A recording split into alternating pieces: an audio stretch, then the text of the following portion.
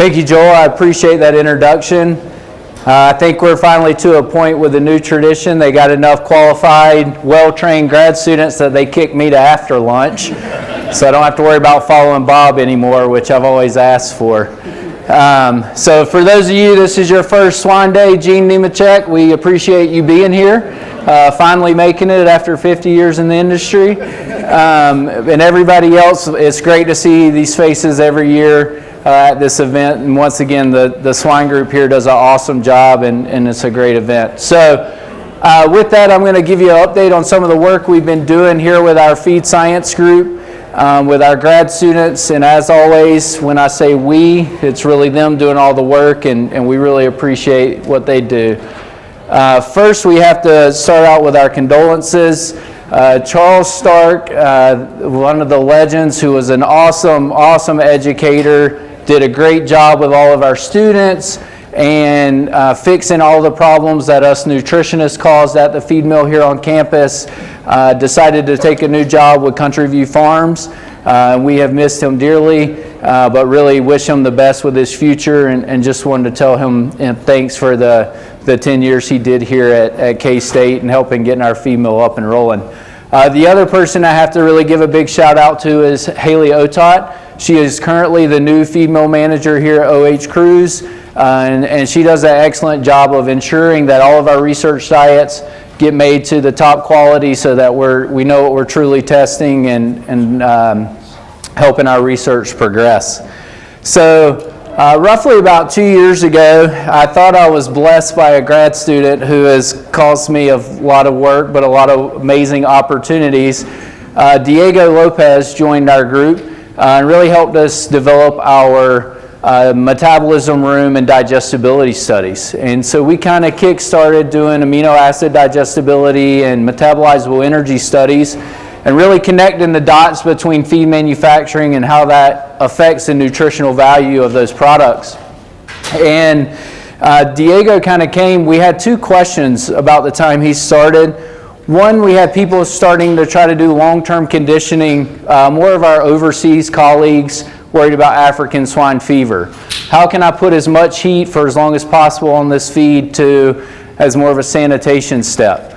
And then we started getting the question of, well, is that going to affect my amino acid digestibility if we're exposing feed to steam for a longer period of time? So that was question one that we decided we wanted to answer to provide that information. And the second question was, we had been doing the research we presented at Swine Day last year. We started to see a difference in growth performance when pelleting diets with a thicker dye.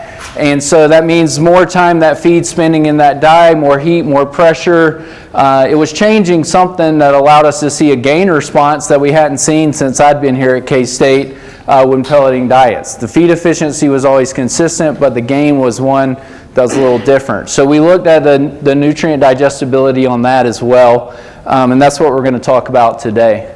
So first, Diego started out, he worked with Dr. Stark to get our CPM pellet mill up and going and looking at different conditioning retention times. He did 30, 60, and 180 seconds, conditioned that feed at 180 degrees Fahrenheit, and then we fed it to pigs and looked at metabolizable energy and ileal digestibility of protein and amino acids. Okay, one thing I want to point out, when you're doing research, sometimes you have to adjust. We have a single pass conditioner. So we were able to condition these diets for 180 seconds. However, we really had to drop our production rate back to achieve that. So what that means is we're producing less pellets per an hour, per minute, and what that ultimately means is that feed's spending longer time in the dye. So it still tests our objective, but it's not necessarily like you would do it in the field, because if I go to Randy and say, hey, we want to increase our conditioning time to 180 seconds, if it drops his production rate that much, he's going to say no way, right? But if you have a triple pass conditioner, that's going to be a different story. So you have to think about your equipment design there. But this is what we had to work with and what we did, and we'll come back to that here in a second. So we've now ran a couple of digestibility studies with pelleting in conjunction with the University of Illinois and Dr. Stein. And we've consistently seen how pelleting improves energy digestibility and amino acid digestibility. So when we looked at increasing the retention time within the conditioner to 30 to 180 seconds, when we look at total tract digestibility of gross energy, conditioning time didn't influence it, pelleting improved it. When we move on to metabolizable energy, so we did the total collection method. We didn't have a marker in this. We weighed out everything. I mean Diego. And you can see when we conditioned that feed for 30 seconds, our metabolizable energy didn't go up, but it did when we conditioned it for 60 seconds.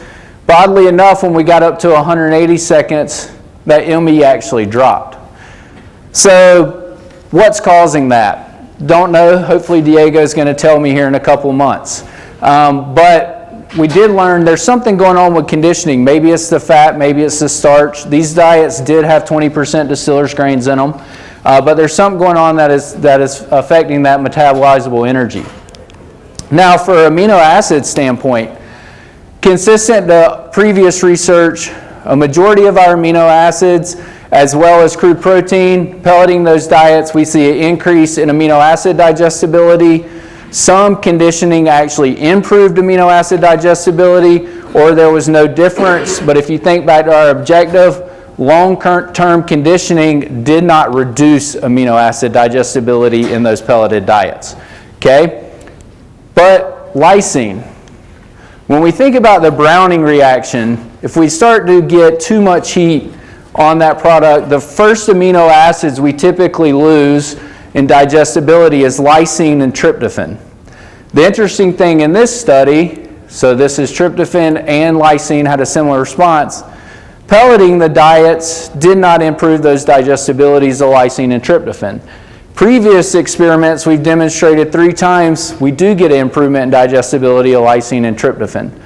So the hypothesis is because we had to slow the production rate down so much in this experiment, we potentially started to induce that Maillard reaction and reduce, or at least took away the benefit of the digestibility in lysine and tryptophan.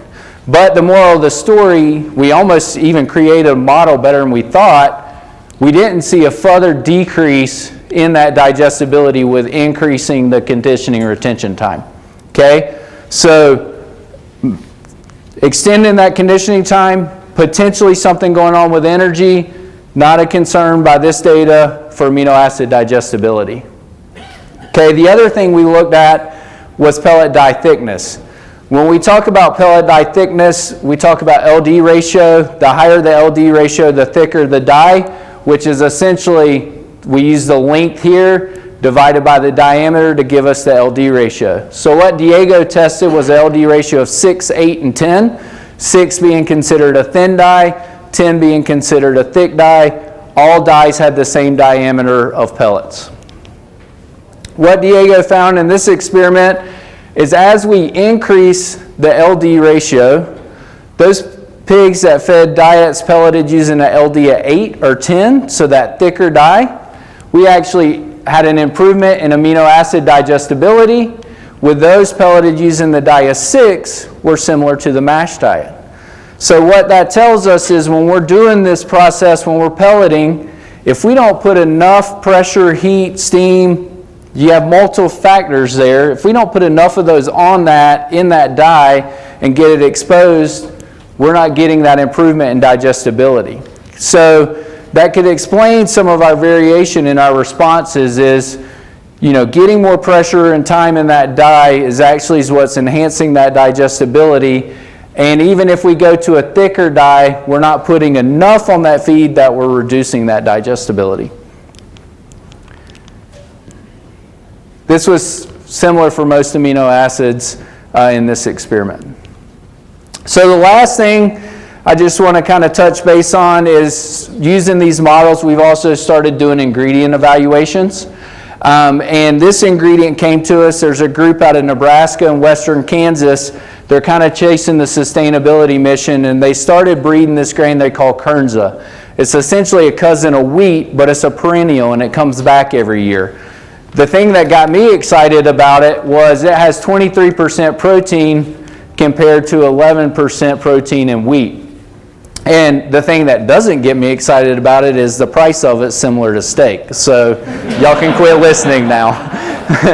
But we got interested because when we saw this protein content, Garrett Friesian decided, hey, if it pellets like wheat, we might have a pellet binder here. And he actually demonstrated when you titrate it into the diet, your pellet quality, I think it went from 50% PDI up to 90% PDI. So it's acting in a very similar fashion to that of wheat. And you can see the sustainability is that deep root system there compared to wheat that allows it to come back every year and decrease the water usage. But so anyways, Victoria Wilson, one of our PhD students who actually is kind of leading our poultry research side, ran a swine project. And what we have here is this light bar here is going to be the NRC values for hard red winter wheat for your coefficients of ileal digestibility of amino acids. The middle bar is the hard red winter wheat we sourced, and the light purple bar is our Kernza grain. The exciting thing is if the price of that grain ever comes down, or if you have a really niche market that it might play into, the digestibility coefficients are similar. And so the nice thing is we have twice as much protein in those amino acids, and they're digested similar to that of wheat, so it's going to have a good amino acid profile. The other thing that really excited me is, hey, we actually conducted a digestibility study and mimicked what the NRC said, so we must have done something right. So with that, I appreciate everybody's time. That's our update on the feed side, our digestibility program. And next up, we have Dr. Gebhardt.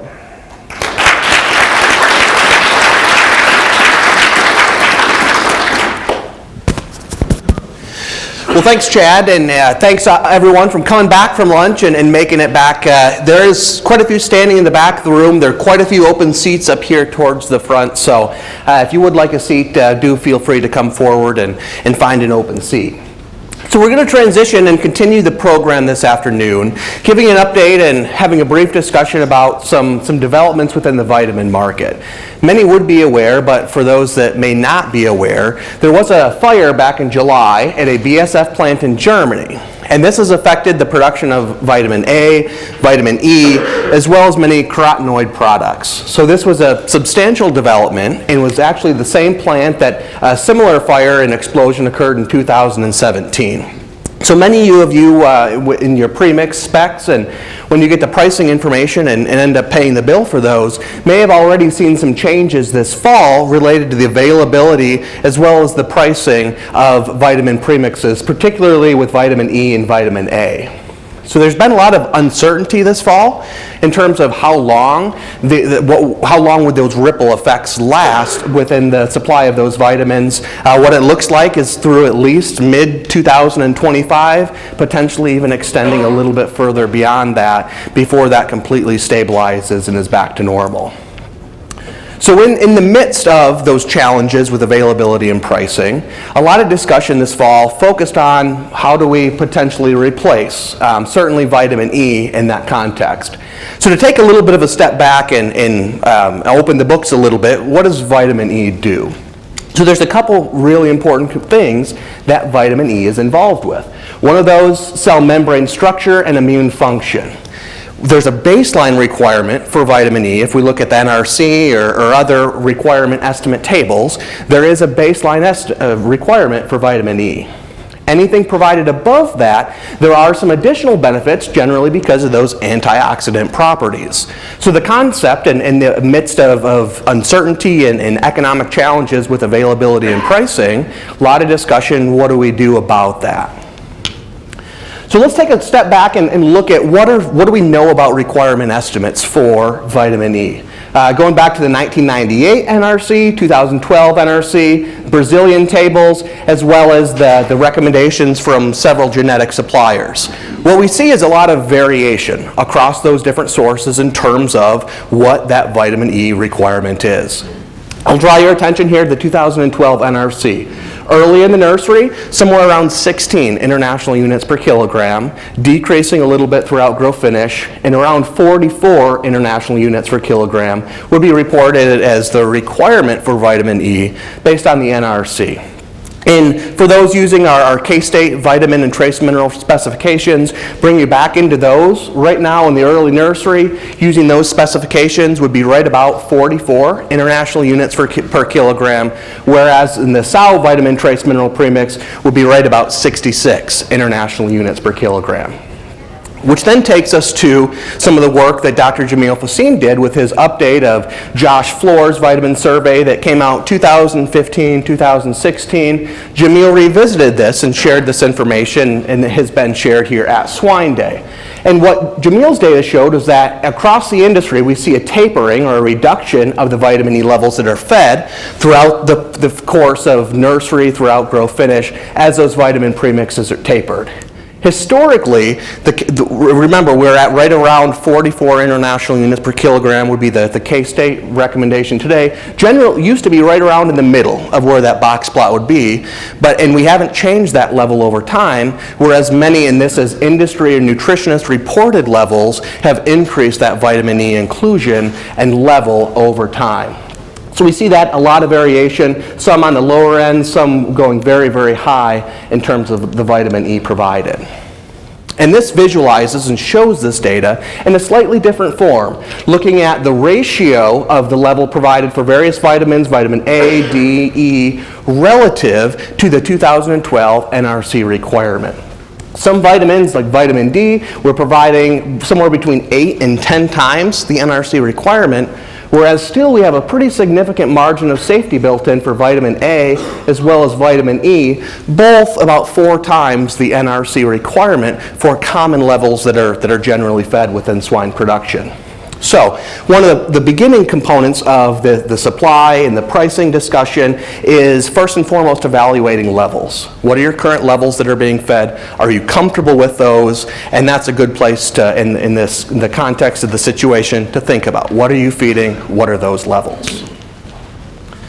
Then it also comes up, what can we do to potentially replace some of that vitamin E? A number of different products on the market. We'll show just a few examples of those that are thought to be potential replacements for that vitamin E. Remember, there's a baseline requirement for vitamin E, but any of that vitamin E provided above that baseline requirement, can we do something else to offset some of that antioxidant benefit that that vitamin E would be providing? So here's just a few sources of potential products that are on the market, many of which are polyphenol based. Cabanon CSD, a product, we did a trial a couple years ago, Johnson Rao, that data was reported last year at Swine Day. Product in the marketplace, Boreox, Promote AOX, several others we believe are available and out in the marketplace. But point being is polyphenol-based products do have the potential antioxidant capacity and may be explored to potentially replace some of that vitamin E at levels above the baseline NRC requirement. So where does that leave us? So our recommendation would be to ensure that we meet that baseline requirement for vitamin E in the diets. Then, if you want to consider replacing any vitamin E above that, that could be something you consider. 50 to 100% potentially replacement above, depending on your situation, depending on the circumstances at play. What are some of the important considerations when exploring that? First and foremost is sow diets. The sow requirement, as mentioned, is quite a bit higher than that requirement for the growing and finishing pig. So make sure when you're exploring your premixes, make sure you're not shorting your sows and hitting that baseline requirement.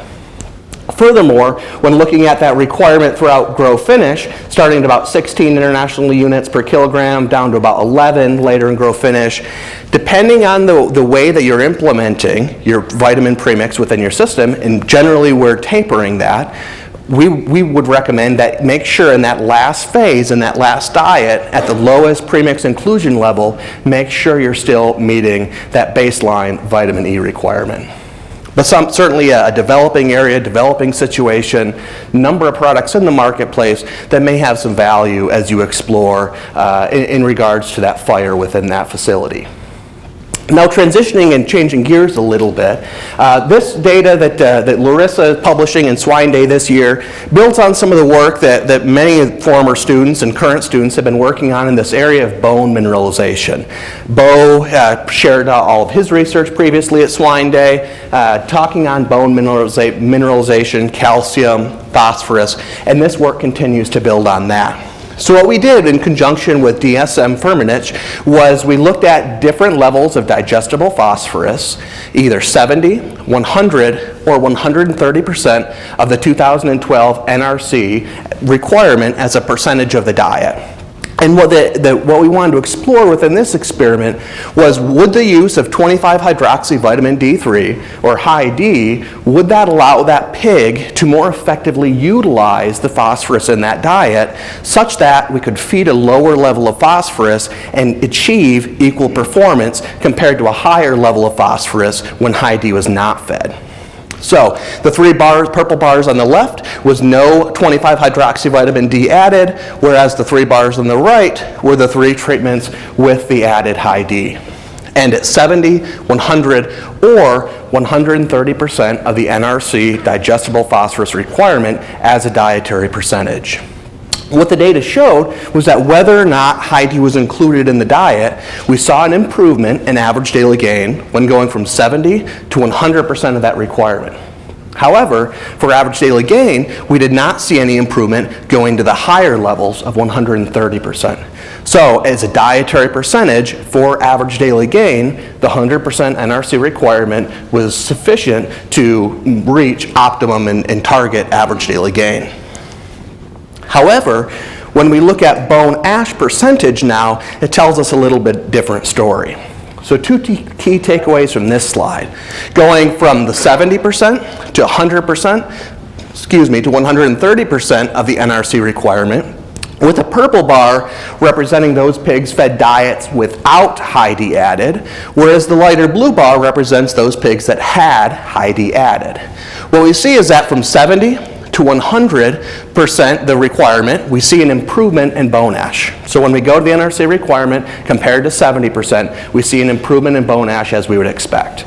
What we also see is that when we then move to 130% of that requirement, we see a continued improvement in bone ash above that level we saw at 100%. So the level of phosphorus needed to maximize bone mineralization is higher than that needed to maximize growth performance. And furthermore, when looking specifically at that 100% of digestible phosphorus requirement, when high D is added to that diet, it appears that those pigs are more efficiently or more effectively using that phosphorus to deposit bone mineralization. So the concept here, could we have some cost savings with feeding a little bit lower levels of phosphorus? What would the environmental benefits associated with that be?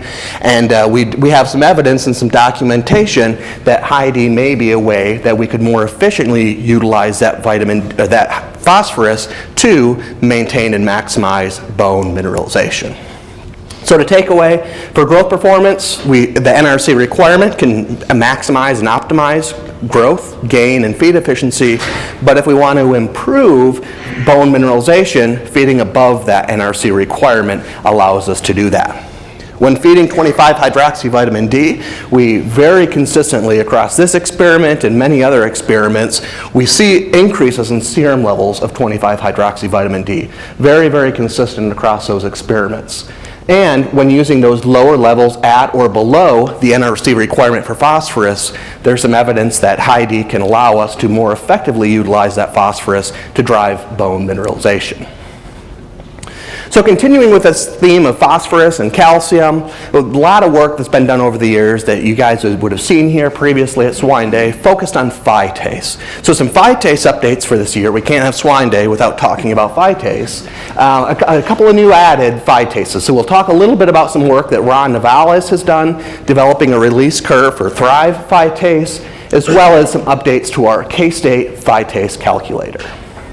So this was an experiment that Ron conducted as part of his PhD program, developing some release curve estimates for Thrive phytase. So the experimental design, very similar to our previous phytase release curve trials, where we had 3 levels of inorganic phosphorus, 0.11, 0.19, and 0.27 dietary available phosphorus to create our standard curve.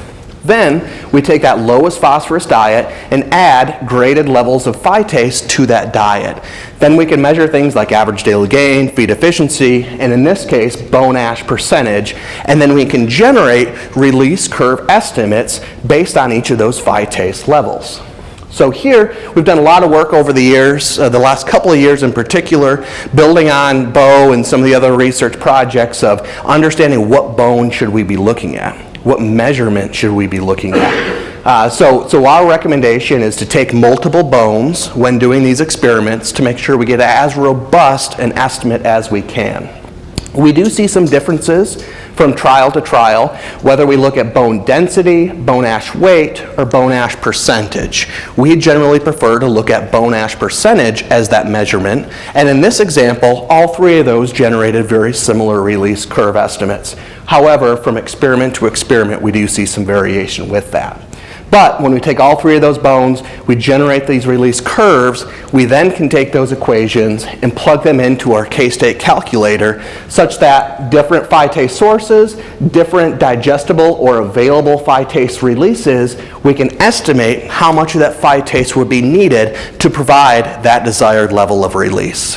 So this calculator tool initially developed a few years ago. Now with the addition of a new phytase source, and also we will be including the Hyphorius phytase source from DSM-Firmenich as well. So in the coming weeks, expect to see some updates to this phytase calculator tool. Now to wrap up, I want to provide an update on the U.S. SHIP program. And we have a couple really important folks in the room for this program. One of which I'd like to point out, Dr. Roger Main. Is Roger in here? Not right now, but he was around this morning and he was here at lunch. So Roger has done a terrific job of leading and really getting the SHIP program up off the ground.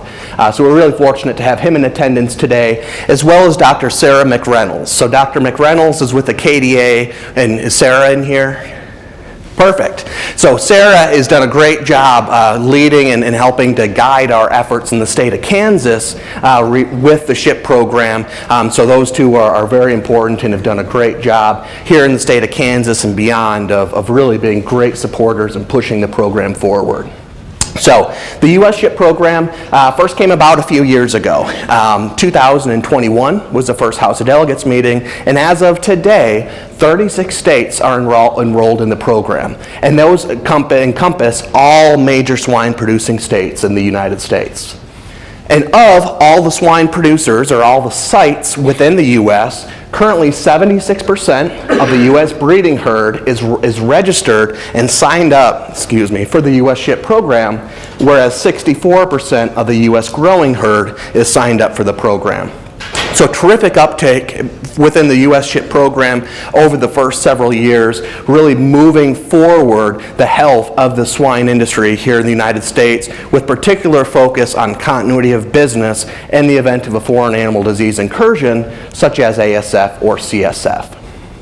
And within the U.S. SHIP program, our team here at K-State specifically has been very involved with the feed biosecurity or feed biosafety efforts of that program.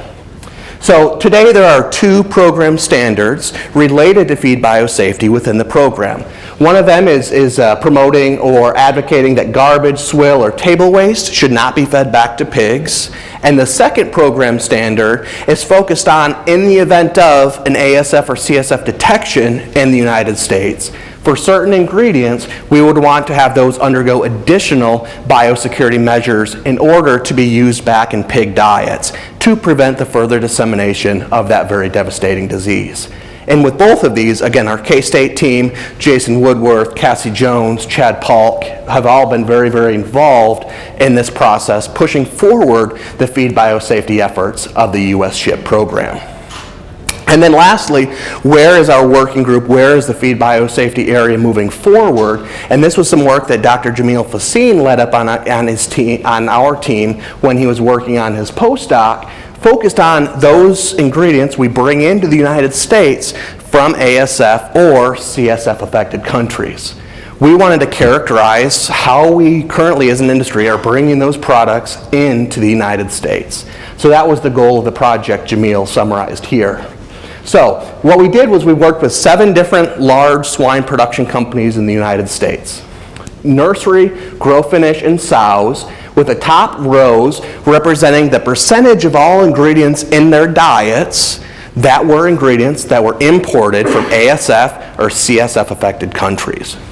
So across those 7 production systems, somewhere between 30 and 40% of the ingredients in those diets came from countries that had ASF or CSF.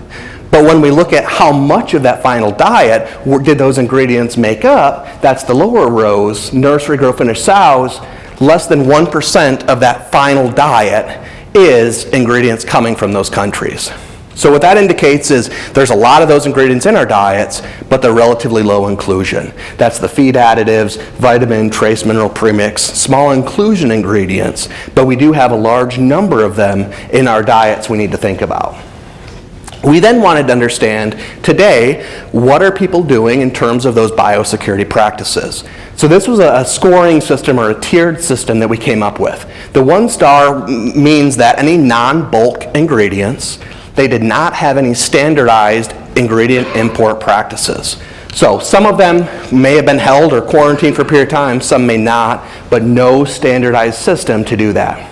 Then jumping to the 2 star, that represents ingredients that were quarantined or held in the United States for a minimum of 30 days, but no set temperature requirement. Then the major differentiator to the 3 star was being held at 68 degrees Fahrenheit for 30 days. And then the 4-tier system was 30 days stored in the US at 75 Fahrenheit. So what the data tells us is tonnage, the total tonnage of these products from those 7 production companies, 22,000 tons, or roughly 45% of the tonnage of these systems did not have any standardized biosecurity practices applied to them when brought in from an ASF or CSF positive country. Some of those, 43% here in the blue bar, had at least 30 days of storage, but no set quarantine temperature, which is really important. The lower the temperature a virus is stored at, the higher level of viral survivability there is. So here, 43% did not have any level of temperature requirement. Whereas jumping to the 12% had a minimum of 68 Fahrenheit for 30 days. And in this survey, no ingredients were held for 75 Fahrenheit for 30 days. So this data really serves as some groundwork and some baseline levels of understanding regarding the import of these ingredients into the United States. So with that, the U.S. SHIP program has been expanding greatly in recent years, really is propelling forward in a very, very positive way, is in the process of undergoing transformation into being a fully fledged USDA program. So terrific things happening with the U.S. SHIP program, and our team here at K-State's pretty proud to be a part of that. So what our recommendation here would be, make sure you enroll in the U.S. SHIP program and participate. And if you're interested in doing so, Dr. McReynolds would love to hear from you. The KDA has a booth out back, and if you're interested in learning more, the KDA and Dr. McReynolds will be terrific. And as always, particularly this time of year, make sure you continue to implement high biosecurity practices on your herds. So with that, appreciate the opportunity to share some information. And like we began the morning with a few of our recent PhD students, we have Dr. soon-to-be doctor here in a number of months perhaps. And the reason I say that, just last week, she defended her preliminary examination, which is, for those that may not be familiar, a really critical milestone within the course of a PhD program. Abigail did a great job with that, and she was part of a terrific project this summer, which she will be sharing a little bit of information with you about. So Abigail, look forward to hearing what you have to say.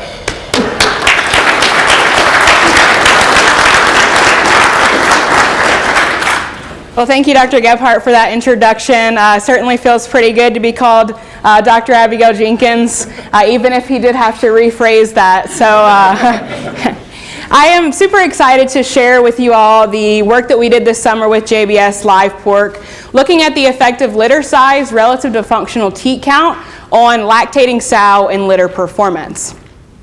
So we know that the modern hyperprolific sow often gives birth to more piglets than she has functional teats. If we are trying to load sows at functional teat count, that means that we need to come up with solutions in terms of getting these pigs on a sow. And so one of the most commonly used strategies for this is the utilization of nurse sows. But there's a few things that we have to consider when we utilize nurse sows. One of the biggest being that we have no chance for increased colostrum consumption in these pigs that we are cross-fostering onto her. And so not only are we affecting lifetime immunity, but we're also affecting lifetime performance if we have decreased colostrum consumption. We also have to think about the increased risk of disease transmission through our rooms. When we're moving these sows that have just been with weaned pigs into a room of severely immunocompromised newborn pigs, we obviously have a higher chance of introducing scours into those rooms. And then one of the biggest practical considerations that we have to consider is the fact that when we are planning on using nurse sows, we're going to be breeding fewer sows for that room. And so ultimately, if we can get away from utilizing nurse sows, then we have the opportunity to breed more females and have more crates full at the time of farrowing. And so if we want to load sows at teat count, but we're not going to utilize nurse sows, then we have to consider other options. And so really the question here is just how much are we going to impact not only litter performance, but also sow performance if we are increasing the number of pigs nursing relative to functional teat count. And so that was the objective of this trial, was to evaluate the effect of litter size relative to teat count on not only litter performance, but also lactating sow performance and that subsequent reproductive performance as well. And so we utilized a total of 1,005 sows in beautiful sunny Dalhart, Texas, at one of the JBS live pork farms. And for this trial, we loaded sows in at approximately day 112 or 114 of gestation. And at that time, we collected sow body weights in addition to sow back fat and sow caliper scores. And so all three of these were utilized as measurements of sow condition. We had 4 different treatments for this trial. We had either 1 less pig than functional teats at functional teat count, 1 more pig than functional teats, or 2 more pigs than functional teats. After cross-fostering was complete and the day before weaning, we individually weighed pigs for 2 reasons. First, we wanted to determine that growth performance over lactation. But we also wanted to look at the litter coefficient of variation of those piglet body weights. So essentially, we wanted to get at, if we increase this litter size, are we ultimately going to be just producing more smaller pigs? And so that was a big question of this trial. It's important to note that any pigs that were born weighing less than 2 pounds were cross-fostered onto sows that were not a part of this trial. So we would have deemed those as challenge sows, and those sows would have not been included. We also only cross-fostered our average weight pigs. And so this was in order to maintain our normal body weight variation in that litter so that we could get at that litter CV. And then last, and one of the most important points, we did not utilize any supplemental nutrition for this trial. So no creep, no milk, it was just what the sow could produce. So we blocked sows by both parity and functional teat count category, and all of the sows were allotted after she completed farrowing. It's also important to note that functional teat count determination as well as cross-fostering was performed by the same day 1 lead for all 1,005 litters for this trial, so that was kept constant across the trial. When we analyzed this trial, we looked at the main effects of treatment and parity as well as their interaction and utilized teat count category as a covariate.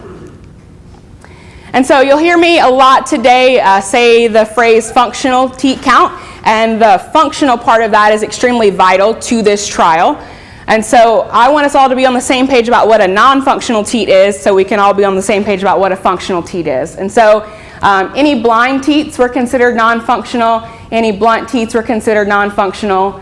Any teats that were connected to mammary glands that had severe edema were considered non-functional, and those teats back in there behind the back 2 legs were considered non-functional. And so a functional teat in the context of this trial was one that's producing enough milk to be able to sustain a piglet. And so to give you an idea of how cross-fostering was performed for this trial, we've got a bit of a schematic. So the light blue, the green, and the purple sows would be on test. And our dark blue sow is the challenge sow, which, as you remember, are those that had pigs less than 2 pounds. And so first and foremost, we need to move off all of the pigs that were born less than 2 pounds onto that challenge sow. And then we need to get our on-test sows up to the correct number of piglets. And so the light blue sow had 13 born alive, but with 15 teats and needing to be on a +2 treatment, we need her to have 17 pigs. But one of her pigs was born less than 2 pounds, and so we have to cross-foster 5 pigs onto her to get her up to that correct number of 17. Our green sow, in theory, would have the right number of pigs relative to teat count because she has 16 teats and is a +1 sow, but 2 of those pigs are born less than 2 pounds, and so we have to cross-foster 2 pigs onto her. The purple sow had the correct number of pigs relative to teats, and so we'll leave her alone. And so we really tried to keep litter integrity for this trial and just move our average weight pigs. So we did have removals in this trial. We deemed them fall behind pigs, and so starting at about day 3 of age, the farm crew would have walked the farrowing house and identified any pigs that were gaunt in appearance, those that it was clear that they were not getting adequate nutrition, and they would have been removed. But all of the pigs that were removed from test were agreed upon by a member of the farm crew, as well as myself or Sierra Collier, who was with me the whole summer for this trial. And so at the time of removal, all fall behinds and mortalities were weighed, and we did not replace any fall behinds or mortalities for this trial. So getting into the data, we'll first look at litter size and piglet weight on day 2. And essentially this left graph is showing us that I did a good job allotting sows, and we did increase the litter size relative to functional teat count as we increased the number of pigs nursing relative to functional teat count. But we were able to increase that litter size while maintaining the same average piglet body weight at day 2. And so because we have that increase in litter size, but piglet size stayed the same, we ultimately see a linear increase in litter weight on day 2 as we increase litter size, which once again was the intention of the trial. Getting into some of the sow measurements, I first want to show a sow back fat at entry to point out 2 things. First, there was no differences in body condition across the 4 treatments. And so while I did block by parity and functional teat count, I did also balance by sow body condition. And so all of our sows, all of our treatments started out at relatively the same condition score across the 4 treatments. But it's also important to note that with a back fat of 15 millimeters, these sows were in really good condition going into the farrowing house. So if we look at that condition change over lactation, first we'll look at sow body weight change from after farrow until weaning. And Sierra and I are really good at doing research and getting sow body weights, but we're not good enough to be able to get after farrow weight. So that would just cause too much confusion, obviously. And so we were able to estimate the after farrow weight of that sow based on equations by Estrada and others published in 2024 to estimate fetus and conceptus weight. And so looking at that estimated after farrow weight to weaning, we see a linear increase in sow body weight loss as we increase the number of pigs nursing relative to functional teat count. Now, this is definitely something that we expected as an outcome of the trial, but I think one of the things that none of us expected was how little of a difference there was between these treatments. We're talking about a difference of 8 pounds between our -1 to our +2 sows, which in the grand scheme of things is not a tremendous amount. And our sow back fat and caliper scores would have followed a similar trend of, yes, we did see an increase in sow body weight loss and condition loss, but it was not a tremendous amount of a difference between the treatments. We took several measurements of subsequent reproductive performance, but today we'll focus specifically on the percentage of sows bred by day 7 and show you that there is no significant differences in that percentage of sows bred by day 7 as we increase the number of pigs nursing relative to teat count.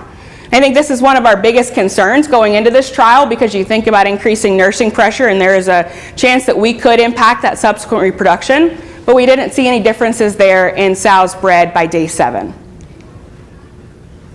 Getting into some of our piglet data, we'll look at removals and mortality. So the hatched bar there on the bottom is going to be our percentage of mortality, and the solid bar on top is our percentage of removals. And so we can see that we do have an increase in removals and mortality as we increase the number of pigs nursing relative to teat count. And once again, this was one of the things that we expected. But when we look at the differences between our treatments, while we do see that linear increase in removals and mortality, that happens at a diminishing rate. And we don't see an increase in removals and mortality at the same rate that we increased litter size on day 2. And so ultimately, we were still able to see an increase in litter size at weaning as we increased the number of pigs nursing relative to teat count.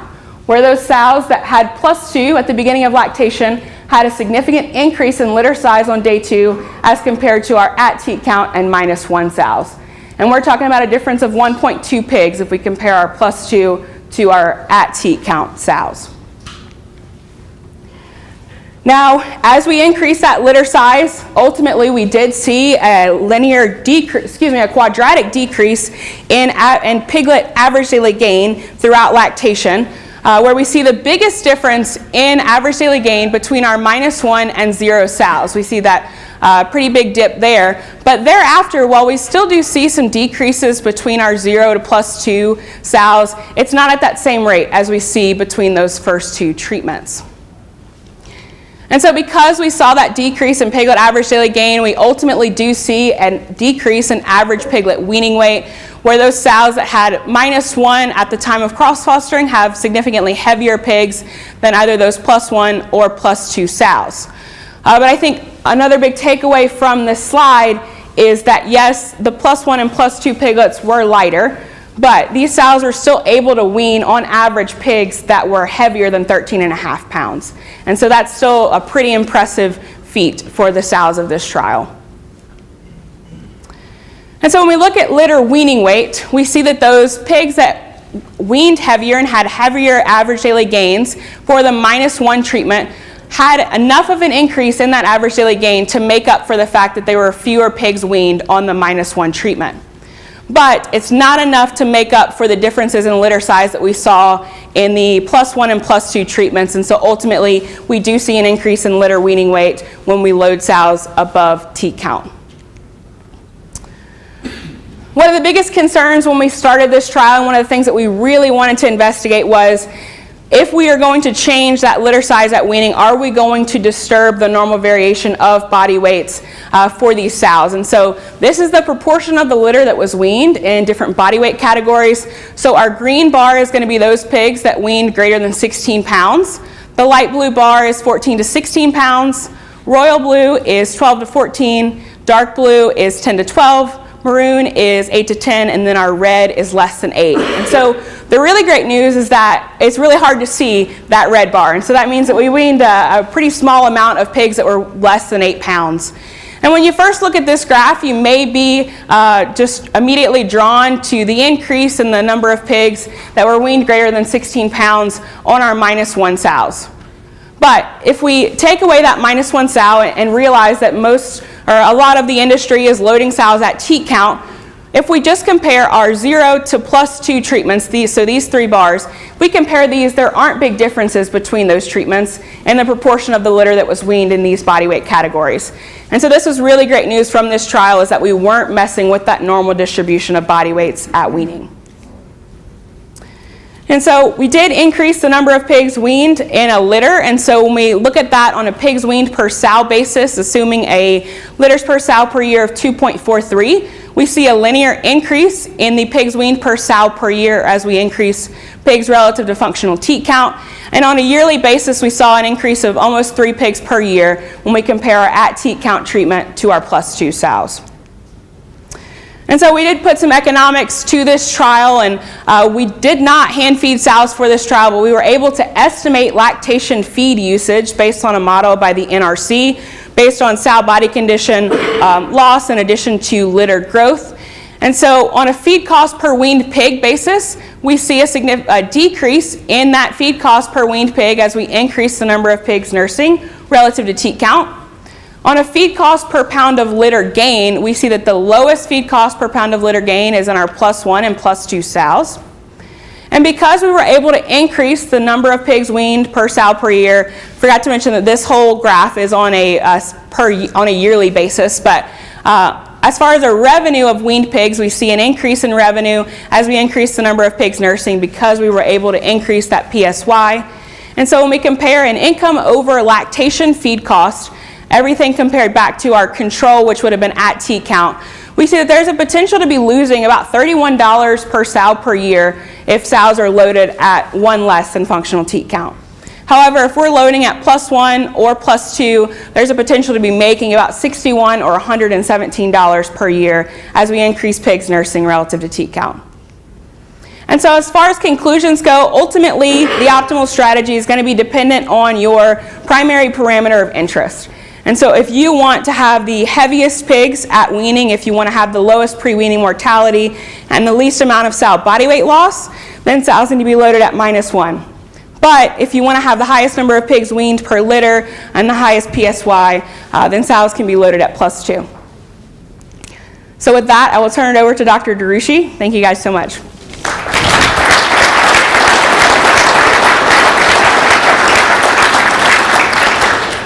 Thank you, Abigail, and I think that is just a really good example of the evolution. There's always been some large sow trials go on, but the amount of work and time that goes in, and there's a lot of people to thank. There's a number of production systems in this room, genetic companies.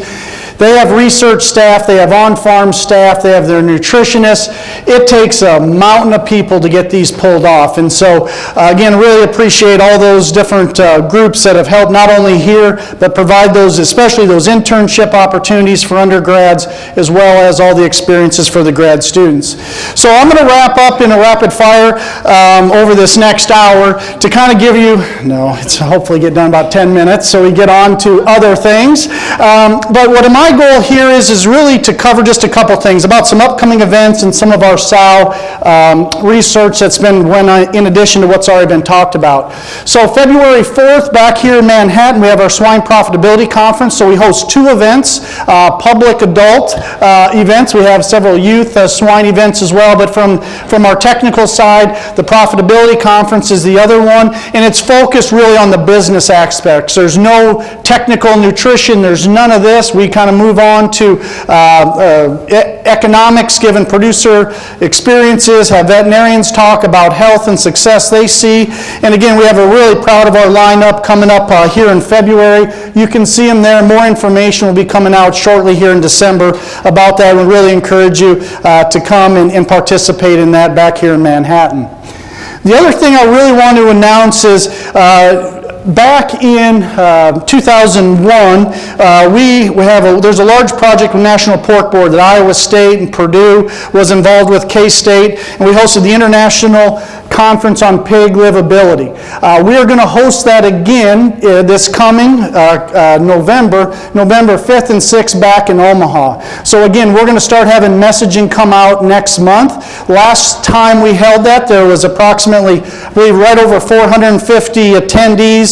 There was over 150 pork production systems and companies represented, and we're just at the very front side of getting that pulled together. I think this is the first time a save the date slide's been put up by anybody at Iowa State or here. So just for those that are involved and remember that conference, it was, I think, highly impactful. We were blessed to have a lot of industry speakers, and that'll be the time to do that again, to get a lot of perspectives from yourselves at that conference, as well as updated research.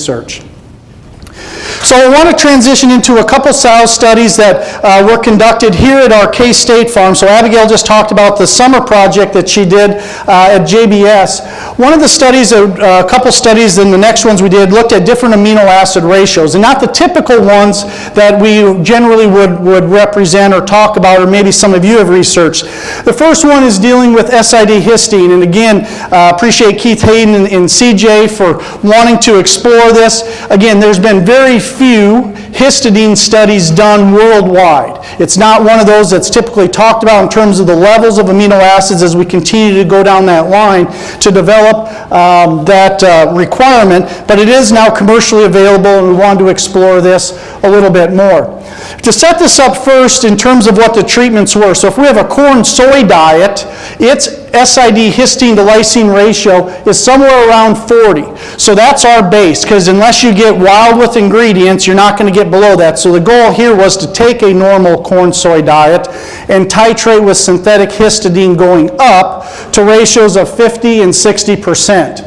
And from a litter weight, from a day 7 litter weight and weaning weight basis, we had quadratic effects, where the 50% ratio showed us an improvement in body litter weights at day 7 and at weaning. So again, we saw a little bit of a response to the 50 over the typical 40% level that would be in just, again, a standard corn soy diet.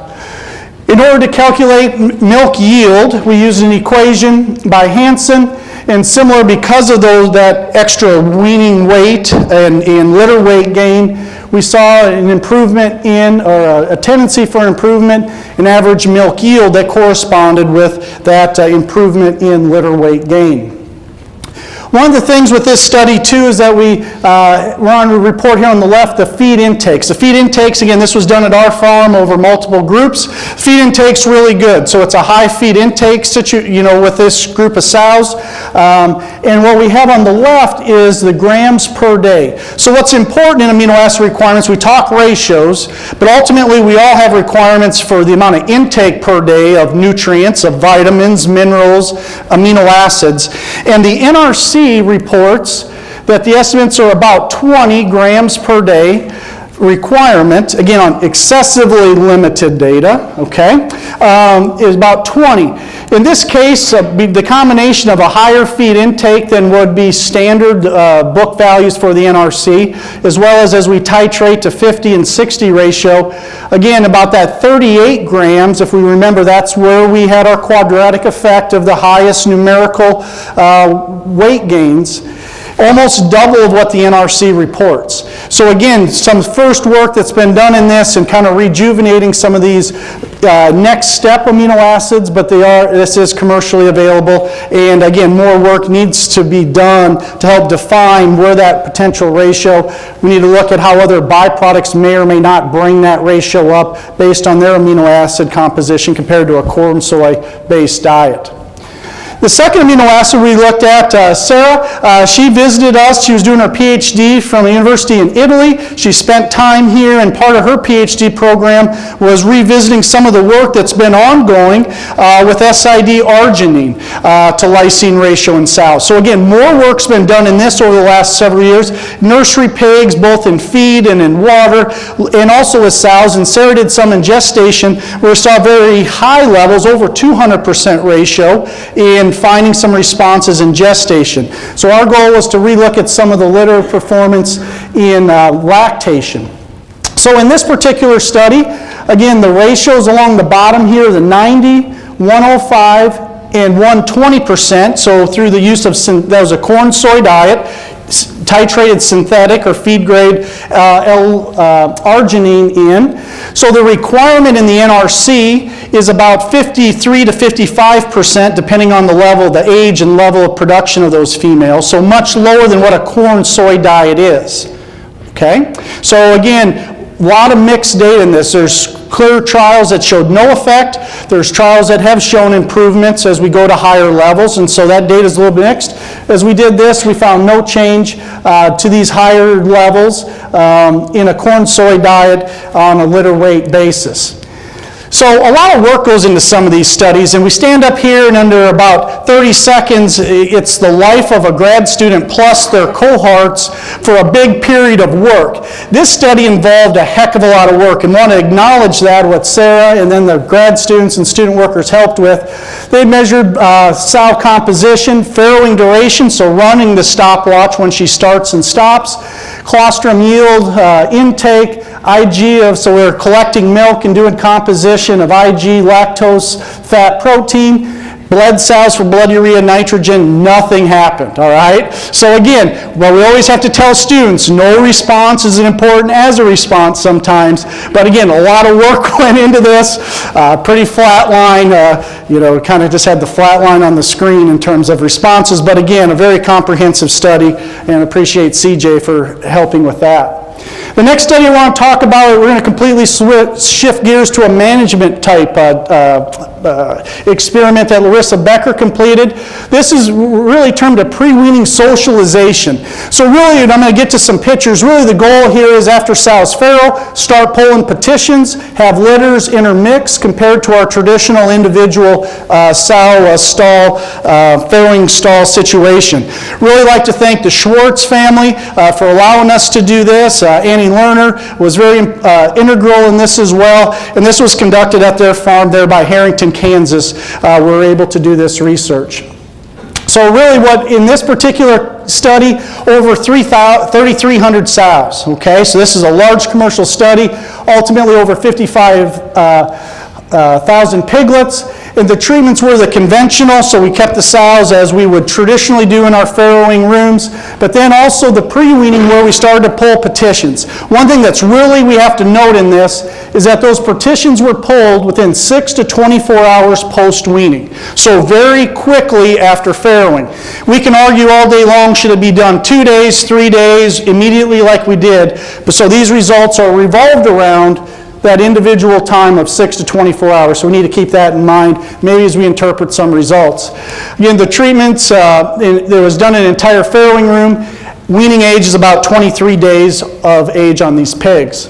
So a quick synopsis, and then we'll have pictures on next. So on the left, conventional, the typical farrowing room. On the right, once those sows farrowed, they started pulling petitions out of the front. And to get to the pictures of that, so again, the farrowing stall, the petitions you can see on top of the sow crate, where they're pulled, there's mats. They put the heat lamps. This is where creep feeding occurred. Being able to pull those piglets out of those crates to hopefully decrease crushing and have some more of that social interaction. The first study that Schwartz's did, they did a smaller pilot study and found advantages to that socialization, pulling the partitions and decrease some mortality. So this was that was a study that was done. This one took it to a larger scale. But we're going to see in this particular study on pre-weaning mortality, once we pulled the partitions and had that intermixing of all those litters together, we significantly increased pre-weaning mortality in that particular situation. And again, the reasons on the left are those that were identified as the main reasons that the piglets that we had mortality. And again, just something that we need to be considered. Again, in this case, we pulled them 6 hours to 24 hours after farrowing. Whether that would change if we delayed it or not, we're not sure. But again, just something worth noting. As we look at, we took a subset, so of one of the farrowings, just over 4,300 pigs that were weaned were transported to Minnesota to wean to finish facility. We want to get subsequent performance of them. So again, it's just a subset of the 55,000 piglets. But what was interesting in this case, and it may correspond with some of the pre-weaning, again, and the pigs that were used in this, the weaning weights of the conventional pigs were just over 2 pounds heavier. And at market time, you'll see that there's about 11-pound difference for those between the two different management practices there in the farrowing house. Again, I think we just need to relay this is a subset, but this is the data, and there was a lot of work and effort went in to make sure that all this data was captured, but something for us to learn from and think about if this type of research continues.